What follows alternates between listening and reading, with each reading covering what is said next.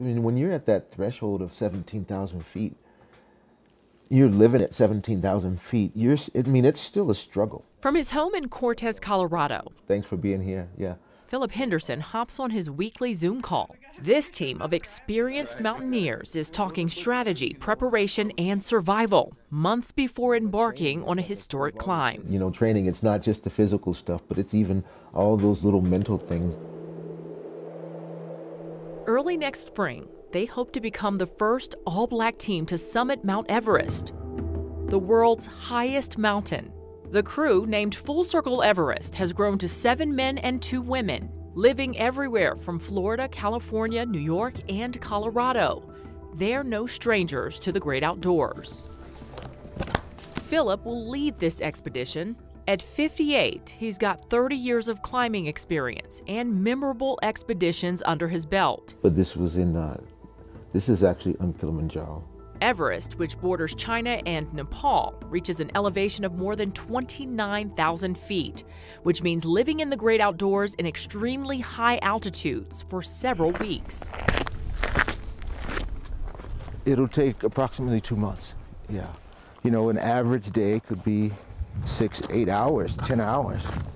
Philip is training to be ready for every scenario, all while carrying 50 pounds of necessities. A sleeping pad, a sleeping bag, a few layers of clothing, a stove, fuel. In some ways, I feel pressure of being the team leader.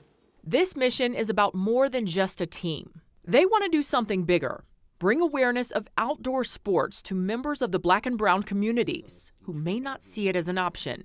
I really feel like it's representation, and it's like when you see people like yourself doing things, and you're more likely to do it. A study from Resource Report highlights that underrepresentation. African Americans only make up 1.2% of all visitors in national parks, including hiking trails, while Latinos account for between 3.8 and 6.7%.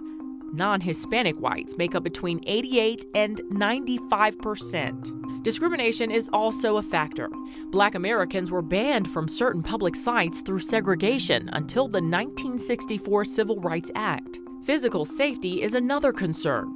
In a 2018 study, 66% of Black participants said they associated certain forests, trails, and similar environments with slavery and lynchings in the Jim Crow era. To me, it's still day to day. I mean, there's still a lot of work to be done.